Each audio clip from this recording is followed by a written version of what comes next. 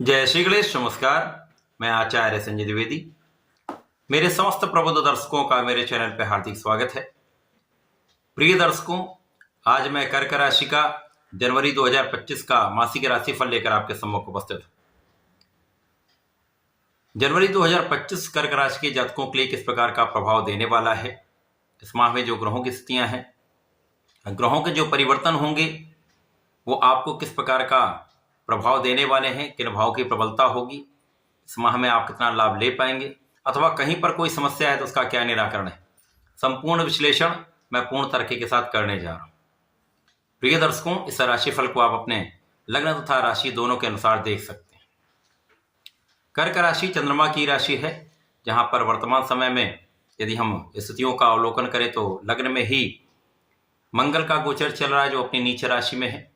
आपके तृतीय भाव में केतु होंगे, आपके लिए पंचम भाव में बुध का गोचर चल रहा है, षष्ठम भाव में सूर्यदेव होंगे, आपके अष्टम भाव में शनिदेव का गोचर चल रहा है, जहां पर 28 दिसंबर के पश्चात से शुक्राचार्य भी होंगे, जिसके कारण शुक्र और शनि का एक महायोग बनेगा। आपके लिए नवम भाव में राहु होंगे, लाभ भाव में गुरुदेव बृहस्पति का गोचर चल रहा है। इस माह का पहला परिवर्तन बुध का होगा, जब 4 जनवरी को बुध अपनी राशि का परिवर्तन करेंगे तथा आपके षष्ठम भाव में प्रवेश करेंगे। पुनः इसी माह में 24 जनवरी को राशि परिवर्तन करके आपके सप्तम भाव में प्रवेश करेंगे। 14 जनवरी को सूर्यदेव का राशि परिवर्तन आपके सप्तम भाव में हो जाएगा। 21 जनवरी को मंगल अपनी नीच राशि से निकलकर मिथुन राशि में प्रवेश कर जाएंगे। इस माह का अंतिम परिवर्तन शुक्राचार्य का है, जब शुक्राचार्य 29 जनवरी को अपनी राशि का परिवर्तन करेंगे तथा अपनी उच्च राशि मीन राशि में प्रवेश करेंगे, परंतु यहां पर ये राहु के साथ युति प्रभाव में होंगे।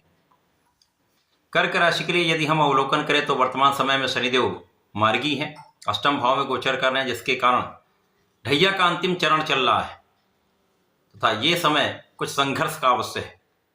वर्तमान समय में लग्न में ही नीच के मंगल चल रहे हैं, जो 21 जनवरी तक होंगे, जिसके कारण आपके अंदर ऊर्जा का प्रवाह तो होगा, परंतु उस ऊर्जा का सही उपयोग आप नहीं कर पाएंगे, अथवा नकारात्मक ऊर्जा के कारण आपका जो ऊर्जा का क्षय है वो बढ़ जाएगा। सही दिशा में यदि आप कार्य करते हैं, अपनी ऊर्जा को लगाते हैं, तो आपको कार्य में सफलता मिलती है। इसके विपरीत स्थितियों में नकारात्मकता आ जाती तथा काम में बाधाएं आ जाती हैं, अवरोध आ जाते हैं, क्रोध की अधिकता से विवाद बढ़ जाता है।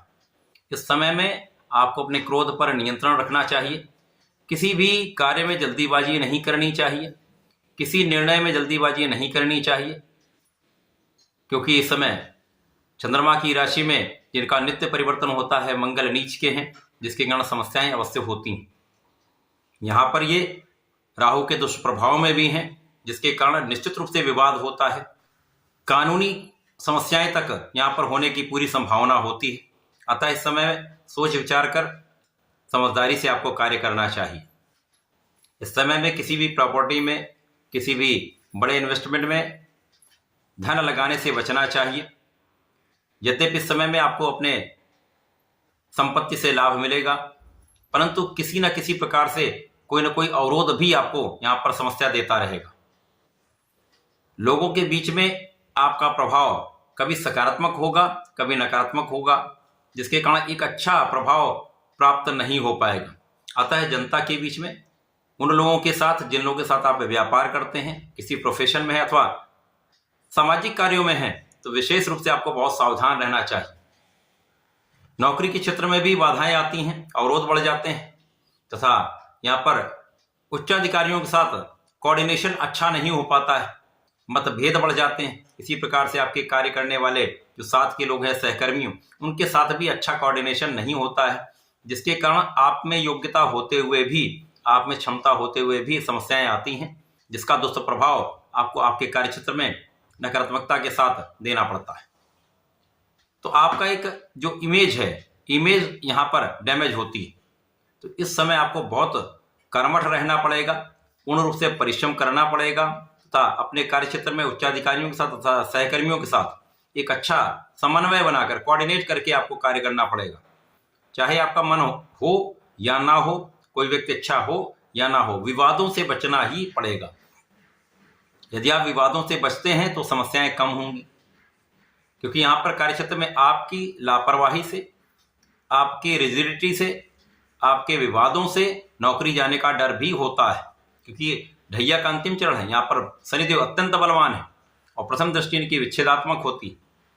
यदि आप निष्ठापूर्वक अपने कार्य में लगे रहते हैं तो समस्याएं कम से कम हों। परंतु इस माह में आपके ज्ञान का भाव अच्छा रहेगा, ज्ञान के भाव में प्रबलता आएगी, शिक्षा प्रतियोगिता में आपको सफलता मिलेगी। जो जातक विद्यार्थी हैं प्रतियोगिता परीक्षा की तैयारी करें, उनका रिजल्ट अच्छा आएगा। लेकिन यहाँ पर भी आपको पूर्ण परिश्रम करना होगा, क्योंकि यहाँ पर मन भटकने का डर होता है, क्योंकि यहाँ पर आपका आत्मबल उतना अच्छा नहीं होता है। सूर्य भी प्रारंभिक समय से ही आपके षष्ठम भाव में होंगे, जिसके कारण समस्या आती। अतः इस समय में आपको सूर्यदेव को निरंतर नियमित रूप से जल देना चाहिए। संतान का पक्ष बलवान रहेगा, संतान से सुख भी मिलेगा। इस समय गुरु का प्रभाव विशेष रूप से आपके लिए अत्यंत लाभकारी है। तो शिक्षा ज्ञान के क्षेत्र में प्रगति होगी, आपका विवेक बढ़ेगा, परंतु सोच विचार कर धैर्य से आपको कार्य करना होगा। यदि कहीं पर समझ में नहीं आता तो अपने बड़ों से आप सलाह ले लें, गुरु से सलाह लें, अथवा जिनसे आप समझते हैं ये मेरा हित कर सकते हैं, उनसे आप सलाह ले सकते हैं।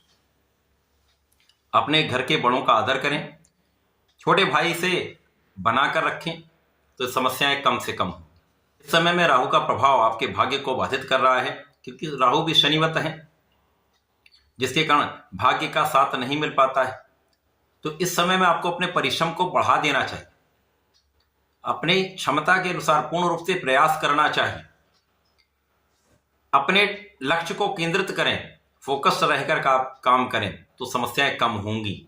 इस माह में जब पहला परिवर्तन बुध का होगा, बुध जो आपके द्वादश भाव के स्वामी तथा आपके पराक्रमेश होकर आपके षष्ठम भाव में जाएंगे, तो यहाँ पर यद्यपि ये तृक भाव में जाएंगे, रोग ऋण शत्रु के भाव में जाएंगे, परंतु यहाँ पर ये विपरीत राजयोग में होंगे, जिसके कारण जो लोग घर से दूर रहकर कार्य कर रहे हैं, जो लोग विदेश में रहकर कार्य कर रहे हैं, व्यापार कर रहे हैं या किसी प्रकार से विदेश से संबंधित हैं, तो वहां पर इनको विशेष लाभ मिलेगा। तथा यहाँ पर आपके यात्राओं से आपको लाभ भी मिलेगा, आपके व्यापारिक क्षेत्र में प्रगति होगी। यदि आप नए कार्य क्षेत्र में जाना चाहते हैं तो यहाँ पर आपको अवसर अवश्य प्राप्त होगा। यदि नौकरी के लिए प्रयासरत थे तो यहाँ पर आपकी समस्या का समाधान हो सकता है, परंतु यहाँ पर आपको अपने स्वास्थ्य पर ध्यान देना होगा। कुछ एलर्जी की समस्या हो सकती है, मौसम के कुछ रोग हो सकते हैं, स्किन से संबंधित कुछ डिसऑर्डर्स हो सकते हैं, अतः आपको ध्यान रखना चाहिए। इसी प्रकार से यहाँ पर वाणी पर नियंत्रण रखें। वाणी से संबंधित कुछ रोगों की संभावना भी हो सकती है, जहां पर आपके धन का कुछ व्यय हो सकता है। आप अपने ऋण को चुकाने में कुछ व्यय कर सकते हैं। तो यहाँ पर आपके कार्यक्षेत्र में प्रगति का अवसर मिलेगा, परंतु स्वास्थ्य समस्याओं के कारण कुछ तनाव भी रहने वाला है। जब सूर्यदेव आपके षष्ठम भाव से निकलकर सप्तम भाव में जाएंगे तो यहाँ पर केंद्र के भाव में पहुंचकर बलवान हो जाएंगे। यद्यपि शनिदेव की राशि है, शनिदेव अष्टम भाव में होकर गोचर कर रहे हैं, परंतु सूर्य का प्रभाव आपकी लग्न को प्रबलता देगा, जिसके कारण मंगल के प्रभाव में कुछ निर्बलता आएगी। जो निर्बल प्रभाव मंगल दे रहे थे वहां पर आपको एक लाभ मिलेगा कि आपके परिश्रम में वृद्धि हो जाएगी, आपका परिश्रम सही दिशा में होने लगेगा तथा ऊर्जा का सही प्रवाह आप कर पाएंगे, आप केंद्रित रह पाएंगे, आपका मनोबल बहुत अच्छा रहने वाला है। पिता का संपूर्ण सहयोग मिलेगा, पिता के पक्ष से आपको लाभ भी मिलेगा। यहां से उच्चाधिकारियों का सहयोग आपको प्राप्त होने लगेगा, उच्चाधिकारियों के साथ मतभेद दूर होंगे, तो आप अपने कार्य को सुचारू रूप से आगे बढ़ा पाएंगे। जब 21 जनवरी को मंगल आपके द्वादश भाव में जाएंगे तो यहां पर तात्कालिक रूप से मांगलिक दोष बन जाएगा। अब यहां पर मंगल की स्थिति जो होगी द्वादश भाव में है, व्यय के भाव में है। बुध षष्ठम भाव में होकर गोचर करेंगे। अब यहां पर मंगल का प्रभाव कुछ विवाद बढ़ाने वाला हो सकता है, कुछ ऋण बढ़ाने वाला हो सकता है। तो जो लोग ऋण के प्रयास में हैं, ऋण लेना चाहते हैं, उनके लिए तो अच्छा है, परंतु अन्य लोगों के लिए ये समस्या का कारण बन सकता है। विवाद से बचें, तथा अनावश्यक ऋण लेने से बचें। जब बुध का पुनः परिवर्तन आपके सप्तम भाव में हो जाएगा तो यहां से आपकी स्थिति अत्यंत प्रबल हो जाएगी। जब सूर्य और बुध का बुधादित्य योग प्रबल रूप से आपके सप्तम भाव को प्रचंड कर देगा, अब यहां से आपकी बुद्धि का भाव प्रबल होगा, आपका विवेक जागृत होगा तथा आप सही निर्णय ले पाएंगे, आपकी गणनाएं सटीक रहेंगी, आप सोच विचार कर कार्य करेंगे, बुद्धि का संपूर्ण उपयोग आप यहां पर कर पाएंगे। वाणी का प्रभाव भी अच्छा रहेगा, वाणी की चतुरता से तथा ज्ञान के भाव से एक अच्छा लाभ आप प्राप्त करने वाले। जब शुक्राचार्य भाग्य भाव में उच्च राशि में पहुंचेंगे तो यहां से समस्या कम होना प्रारंभ हो जाएगी, क्योंकि यहां पर सुख के कारक तथा सुख के स्वामी शुक्राचार्य आपके अष्टम भाव में थे, जिसके कारण सुखों के रहते हुए उतना लाभ आपको प्राप्त नहीं हो पा रहा था। इसी प्रकार से आपके लिए लाभ के स्वामी भी हैं, तो आपके प्रयासों के पश्चात भी उतना लाभ आप नहीं प्राप्त कर पा रहे थे। जब ये भाग्य भाव में उच्च राशि में जाए तो ये भाव प्रबल हो जाएगा। राहु के साथ मित्रवत भाव में होंगे, जिसके कारण राहु का जो प्रभाव कम होगा, भाग्य का कुछ साथ मिलने लगेगा, तो आपका लाभ भी बढ़ेगा, आपका धन भी बढ़ेगा, आपके परिश्रम का पूर्ण उपयोग आप कर पाएंगे तथा सुख सुविधाओं का लाभ आप यहां से लेना प्रारंभ कर पाएंगे। तो कर्क राशि के जातकों के लिए कुछ संघर्ष का समय अवश्य है। बीच में कुछ ऐसी स्थितियां आएंगी जब आपको बहुत सोच विचार कर चलना होगा, समस्याओं से निपटना होगा, तनाव बढ़ेगा, स्वास्थ्य समस्याएं भी रहेंगी, परंतु माह जाते जाते आपके लिए कुछ विशेष लाभ देने वाला होगा, समस्याओं का निस्तारण करने वाला होगा तथा एक अच्छा प्रभाव आपको देने वाला होगा।